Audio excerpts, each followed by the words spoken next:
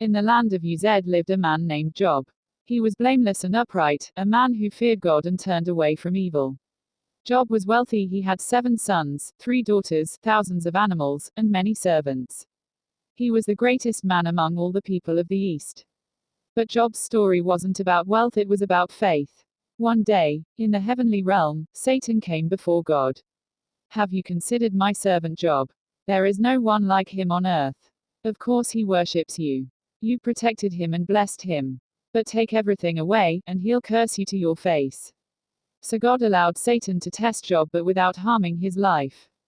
Job's oxen and donkeys were stolen. His servants were killed. Fire from heaven burned his sheep. Raiders stole his camels. And finally a great wind collapsed the house where his children were feasting. All 10 of his children died. Job stood up, tore his robe, shaved his head, and fell to the ground, not in anger, but in worship. Naked I came from my mother's womb, and naked I shall return. The Lord gave, and the Lord has taken away, blessed be the name of the Lord.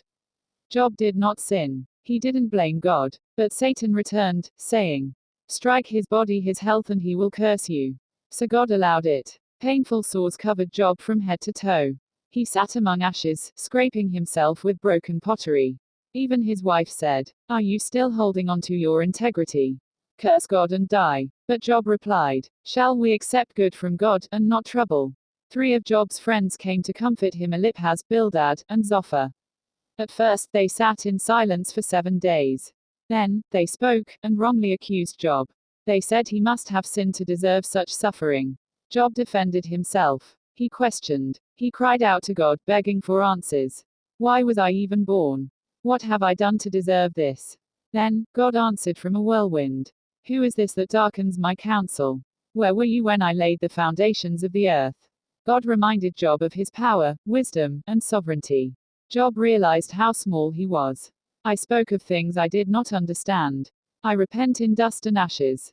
And God restored Job's fortunes. He gave him twice as much as before, new children, more wealth, and a long life. But more than that, Job gained something deeper, a greater understanding of God. The story of Job teaches us that faith is tested, but God remains sovereign. Even in suffering, God is near, and his purposes are greater than we can see.